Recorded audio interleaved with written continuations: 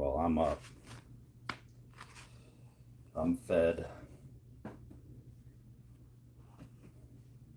should be grateful, right? Always, right? There is so much I don't talk about. So much. I'm sore. It's good. The weights have really made a huge difference in every qualitative aspect of the way that I'm qualitative aspect of the way I'm training. From shoulders, heavy side laterals. I'll get more into that. I'm just struggling as I'm going to be 56 this year. I'm coming up here in this month on the 25th of October. And I ate almost a whole box of Amazon produced toaster pastries. And I had one left that I had this morning.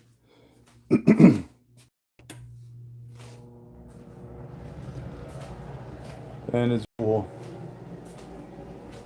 when I'm left in peace. I recollect it being more complex when I draw back into myself, and even then, that is an inference done by a societal measure, like the existential, the outside. When you really just are, you're present, you're aware, you're not trying to act out what it is like to be enlightened.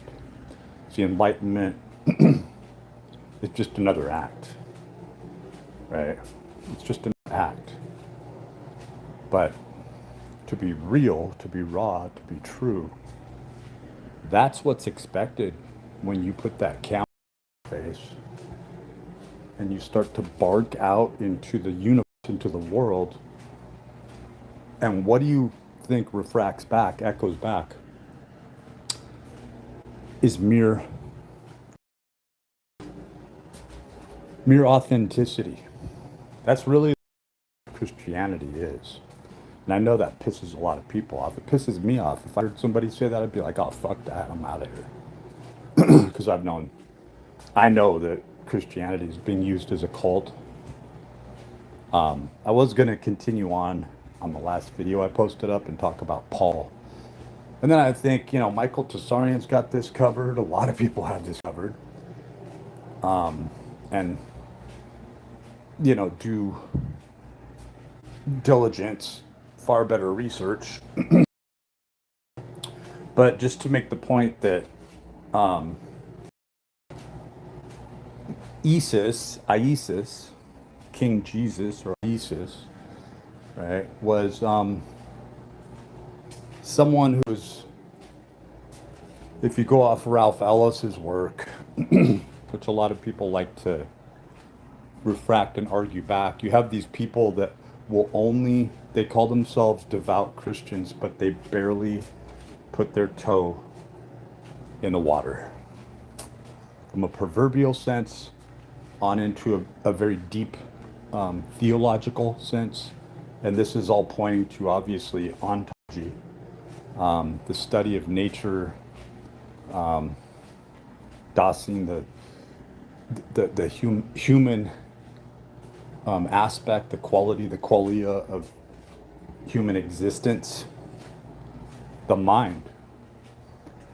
Do you carry the torch like a good Stoic when you realize Marcus Aurelius was literally just writing meditations? That his life was a complete and total failure. Look at his son, look at his wife, right? How much control did he really assert over anything? And then you get into the areas of Galen, the pharmaceutical rep, the administrator, the doctor, the savior, the polluter. the devil, God. It all depended on the concoction, right? The outcome. Hmm?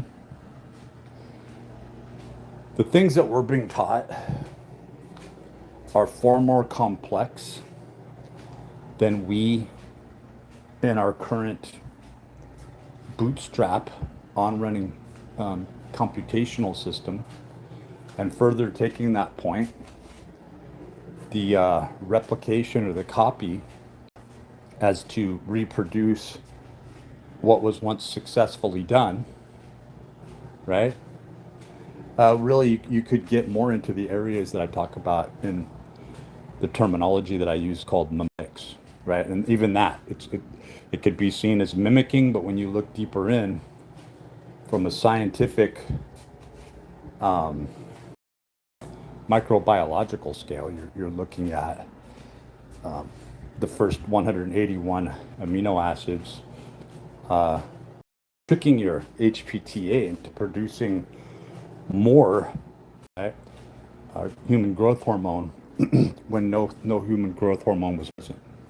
And this is really the crux behind craft, right? You scare people away when you talk about witchcraft. Am I 100% against? So taking the physical aspects of learning, saying you're forced into this body, and now your consciousness is going to have to bootstrap, right? A very broad term, because here you go. You're going to mimetically go through all the attributions that your sisters went through.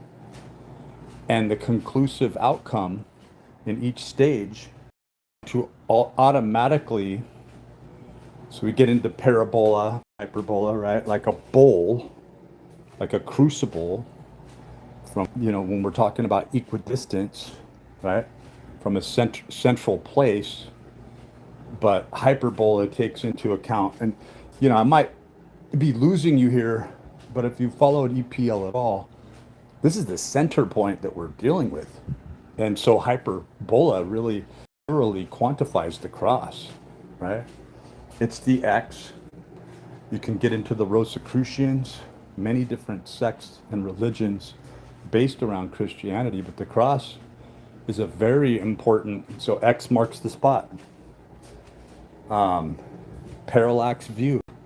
If I was to look at the cross, if I was to look at a cross that's placed on the ground, and I'm like, holy, holy worship and all the good stuff that people feel so pietous, false piety, because true piety that I believe, Spinoza, David Hume, Leibniz, right?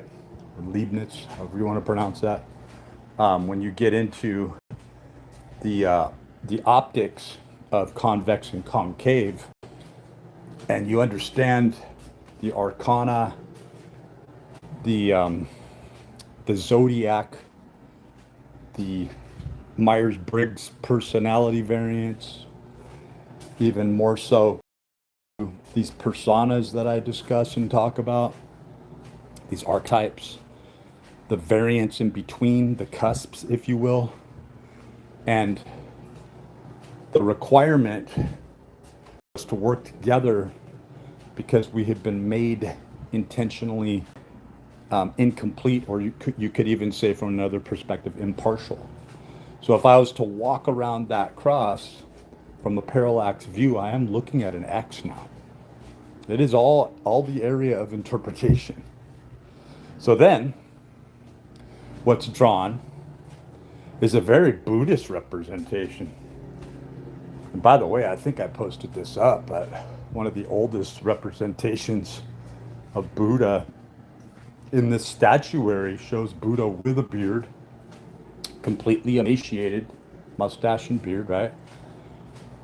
And with these deep sunken eyes, looking completely evil, if you will, but being emaciated, like going through this, very Buddhist, ascetic, sort of Buddhist combinant, right? Where you don't see anything more intense than to go into the suffering, right? So we're supposed to measure. We're really measured by the suffering, but also the amassment, right? Where you lose something in the carnal or the temporal, and you gain something in the spiritual, right? And what they want you to think is that this is you getting punch drunk on your own starvation, right? Or your own, one meal a day into alternate fasting, and then finally feeling this release that I feel better without food at all. Or the depictions of, the Buddha, 1 grain of rice per day, right? Which is much harder to do than to just go without, right? So really, when you look at it, the science behind autophagy and apoptosis, planned cellular death and this regeneration, we want to look at it in this superficial way. I want more growth hormone. I want to suck my cheeks in.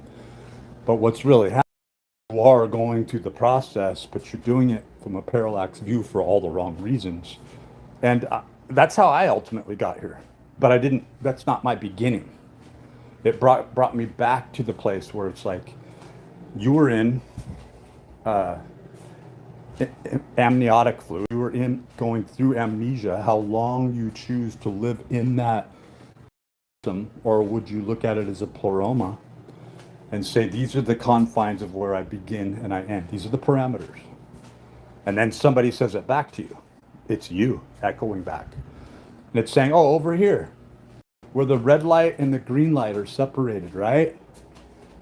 And you're going, I don't have to answer you. I don't have to answer you. I don't have to answer you. How many quadrants and zones does that echo go through before it refracts back and it's giving you information? If this seems abstract, this is what you always live in, all of us. And so when you get into this, you live within your own sphere, right? And this is really like Vitruvian Man, showing him in this sphere. It's like from an antique notion, oh, isn't that nice? From a technical notion of, this is Vitruvian Man. This is the device we're creating. And we are manifesting, we're going to manifest an electromagnetic bubble that keeps you safe. Others would look at it and go, oh my God, that's a nightmare. I'm going to be in prison. It's like, yes, it also acts as a prison, if they'd ever be that clear with you, right? My point is, this is where we're headed to. It's this replication to technology where electromagnetics and nuclear force meet. Really what we have to look at and be wary of is the strong and weak nuclear force and how that's being manipulated, okay?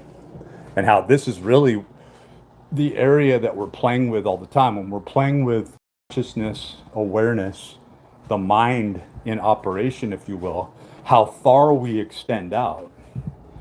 And then the watchdogs at the gate, guardians at the gate, like Ayn Rand.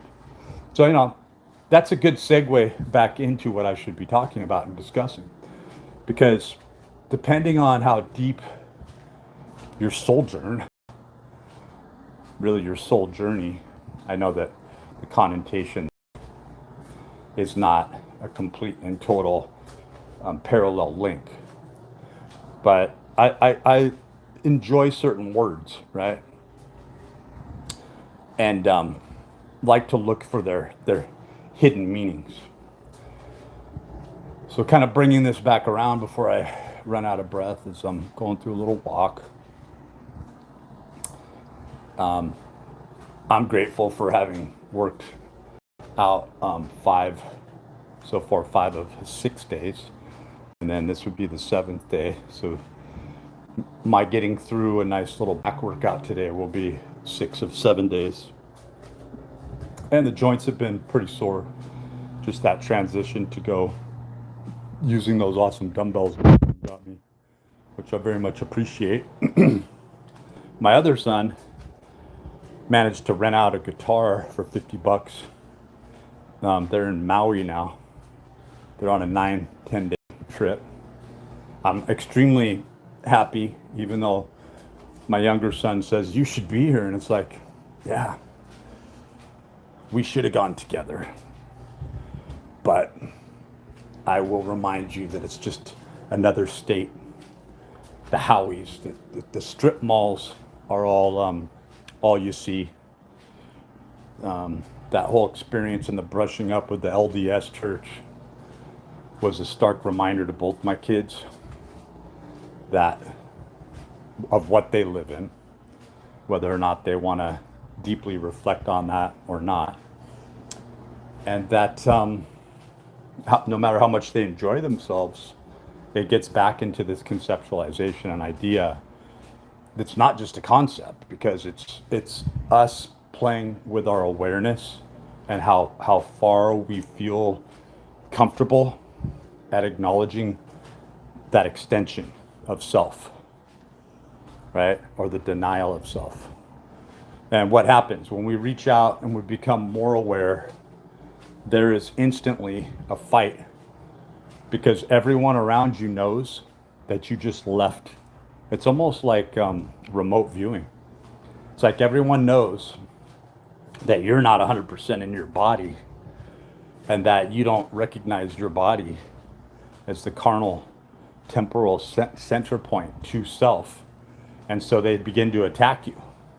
And you're apprehensive it even going back into or shrinking down into that pericosum of psychology, right? That can be analyzed, that can be looked at. And never will you be more fucked up than when you're in that liminal state where you're halfway in, halfway out. So that's where a lot of people are stuck, right? So what do? You starve yourself, you take it onto these ascetic measures. And most people be like, oh, that's extreme. It's like, don't you think everything around you is extreme? So we're representing ourselves as one voice, and we're doing exactly the same thing. We are seeing we're already in the unified mind. This is what happens when you shrink back to an ideology that's contained, right? We set certain parameters in psychology through law, through edicts, through stories, oral traditions passed down. It's confining us and reducing us from many different areas until we see that this manifestation of this homunculus, this human Frankenstein, right? And that's that whole Beishi, when you get into Frankenstein, Mary Shelley, right? Behi Shelley, the husband was a trip. All of it leads back into the weirdest. But is it weird, right? You get into these groups, you get into these occulted groups of people that are going about these highbrow occult rituals. I mean, to look at Lincoln's wife, Mary Todd, and to look at her, and that she was more than willing to hold seances, right? And that Abraham Lincoln was involved in this and actually believed in this, right? So when you get into the multifarious, I got to pop my back, aspects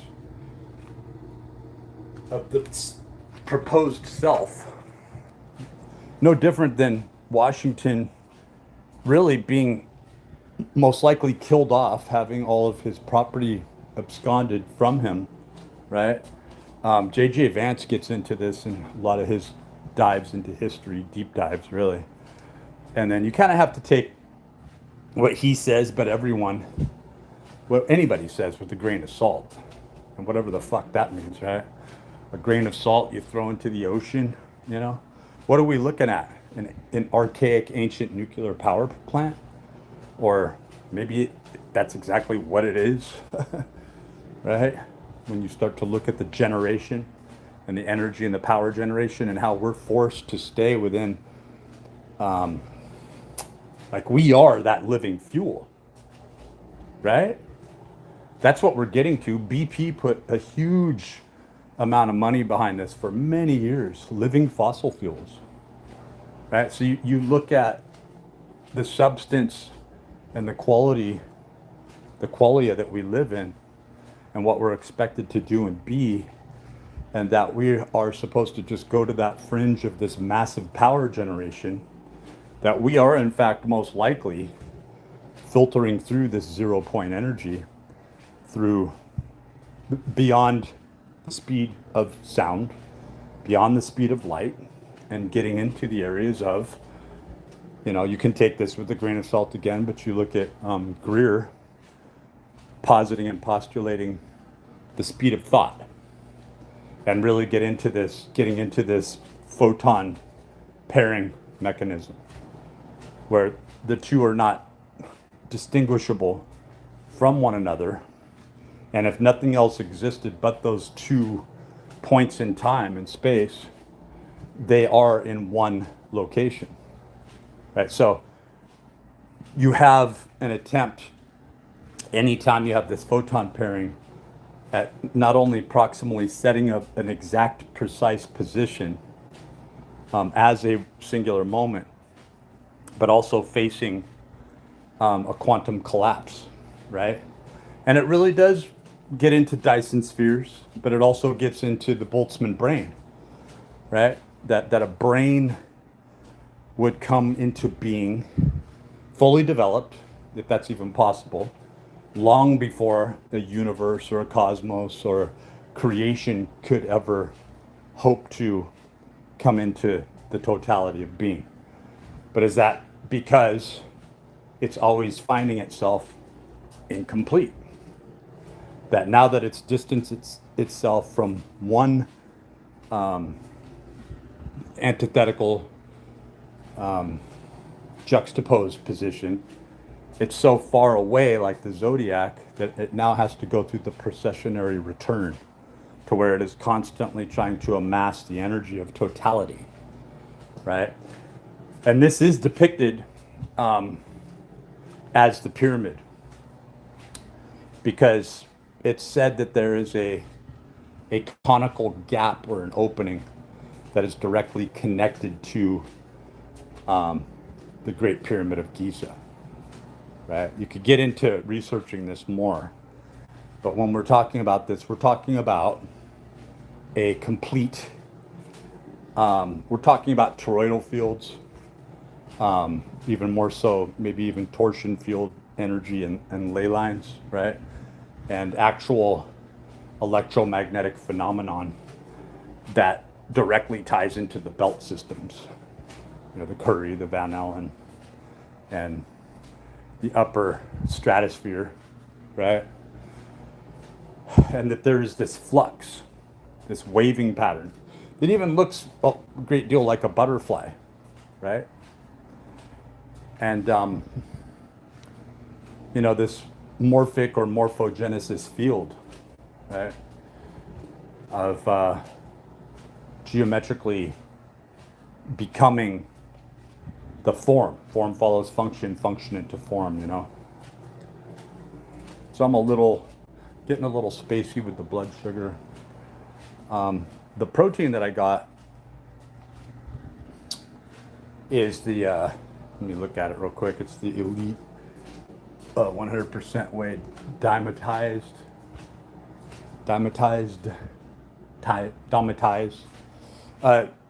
It really posits itself as a higher quality protein than it is.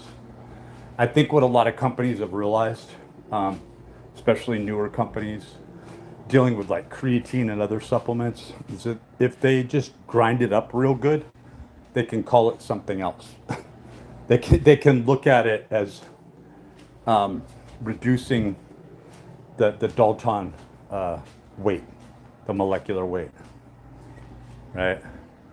Which very much makes a difference. But I mean, you'd have to get into the hydrolyzed aspect of this. It has to go through the processing of it. I loved the ion exchange protein, but it was like an incomplete, denatured protein. I knew it was when I was drinking it years ago, but the thing I liked about that is that you could mix it in coffee and it wouldn't curdle or spoil when you put it in like more than a lukewarm cup of coffee. It wouldn't curdle. We've come a long way, and we've also gone backwards. And maybe that's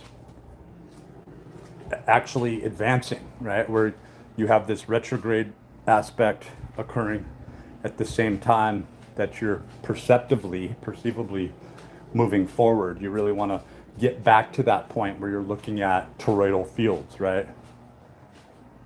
And you get into the vortices when you talk about this, and these diagonal on-running lines or chains, codes of number sets, like the Mandelbrot set, and organized patterns that don't have to seek validation, that automatically collect in a mass.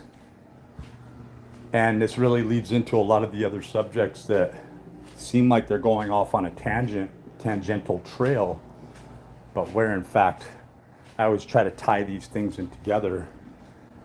And so it's important to like read some of the posts that I post up that seem really random and seem like they're not, they're sort of non secular breakoffs, but they really aren't. Everything runs, tangential. And even what you think is deviating from it, you can't see the other side, right? And the other side it's not as clear as just looking at a juxtaposition, right? And this really does get into the parabola, the bowl, the cup, the crucible that is seen on the anti-principle side, or the back side of the six-pointed star, where we are producing this pure light of reason and energy. We are believing, we are carrying a torch, while on the other side, they are sacrificing the purest phases of our production. It's no different than the hens laying eggs. We're eating their offspring, and they're going through the mechanisms of survival. Do they really know that, like, here you are feeding them, petting them? They think, maybe they think that their children went off to a daycare center. Ooh, ouch, that hurts. Monarch, Presidio, Aquino. Check it out if you haven't, right? The Ninth Circle, Kevin A. Oh, this hurts, right? Because you have, so we want to shudder, shrink back, start to shake when it really hits. When that rub, when that moonshine, when you took a shot of that rub and it was like, oh, we should have thrown this away. This wasn't distilled properly. That's how it hits. That's the truth of how it hits. The true truth, right? Of how many people disappear. I look at these people. So in a sort of fanciful way, people were following David Paulides for many years. And then his name sort of drops off, right? And then other people are campaigning and writing their fucking rip-off books, right? Because everybody's got to pretend they're leading authority and make a shit ton of money, while the rest of us starve, literally, many times. And we start to see that, where'd the work go? The ones who follow. I gotta pop my back.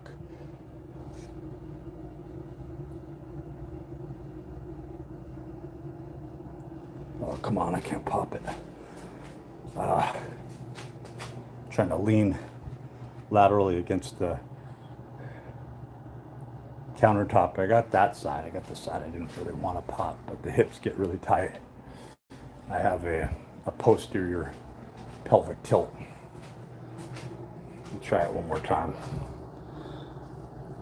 You really got to plant that foot that I cross.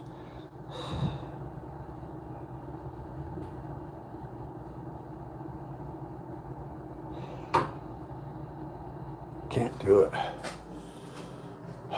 Hopefully that'll loosen up. Very stiff. And so Sean Ryan got into this a little bit that I've cited. You know, I don't subscribe to him. He's a big psyop, little big psyop. You got to understand that all these channels, that they're going through trials. Once they deem themselves as nothing but nitwits, why should they have you around, right? So the ontology, the fake ontology, the synthetic ontology, right? I know that it doesn't have anything to do with it, but really the true meaning of synthetic a priori, right? And a posteriori, right? So this is really the teleological thought process of outcomes and never mind origins, right? Because you're supposed to, like, breaking off from that fuselage, that I like to use that as the depiction, right? Is you have this capsule going into space and it doesn't fucking care about the fuselage. The fuselage just got it to where it was going to, right? Like a family member that you use, or a loved one that you can just so easily cast away. Say, oh, I never loved that person. It was a concept. But they don't have to validate it, do they? And then there you are, floating in space, high above the world. Gets into a lot of what David Bowie was talking about. He really thought he reached God status, right? He really did. Look at his Black Star album, you know? Look at his Black Star album.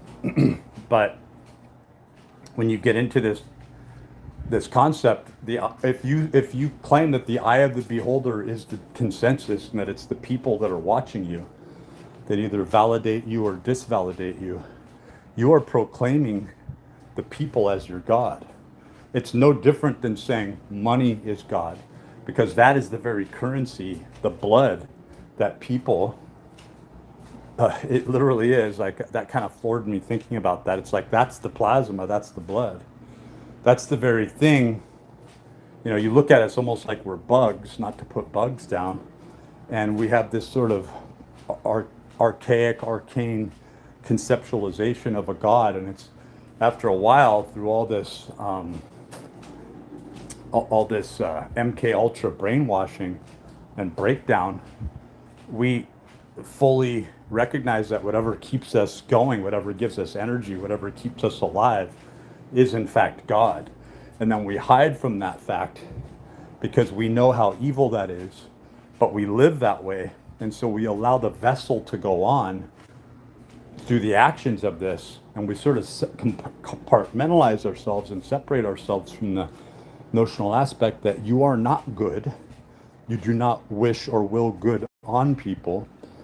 You live in your own fart echo chamber, believing that you are a good person, and you must, right? But only every time the machine comes back and a refraction exists where it says, I'm taking something from you, you're a hypocrite, right? You shrink back and you go, oh no, I gotta make my phone payment. I gotta make my car payment. I have to pay my mortgage. I can't be homeless. And you start to freak out, and then you capitulate, right? You supplicate back to the notion where it's like, I'm going to do this deed. I'm not going to let this person in my life. They're evil. And you felt compelled to assist someone. You came to the conclusion, in the very perspicacious measure of deeply abiding and thinking and living, and you came to the place where you realized this is the truth. And when you took that into action, the machine said, no, it's not ever going to happen, because this is going to advance you. You are now taking a principle, a selflessness, and you are positing that your egoic self has somehow gone through this transition. You're taking on the persona of what we sacrifice on the anti-principle backside, right? The inverted pentagram that is the parabola, that doesn't proclaim itself as an ego, but it's a throne under the Vatican that the Pope sits on, Paul, until God's return. Knowing that the only return of a God is the superior egoic self that is in totality, it is the monad, right? It's the definition of the monad. But then we really have to get into, and I'll end it here, but we really have to get into the darker aspects of what these juxtapose, this chirality intends to extend onto us in higher meaning. And that is, and it makes me shudder to think about, because if monad is this highest unitization of beyond materia prima, pre-matter, pre-substance, all that ever was, all that will ever be, contained, right, within this seed, this almond, this egg, right, to which all things replicate, is there a dark version of this? Is there a dark monad? And if not, is that what is being attempted in ill production when we talk about bootstrapping, when we look at the Bloch spheres, when we look at quantum computing, when we see that all these attributions are in fact existential? We would like to say, oh no, you're talking about some higher concepts when you look at the perfect crystalline structure emerging at absolute zero, or absolute hot. You would have the plasma, the matter, the form, the ether in existence, right? But we are living in that thermodynamic world. In fact, we live at a vantage point in between spaces, in between places. We truly take up the liminal.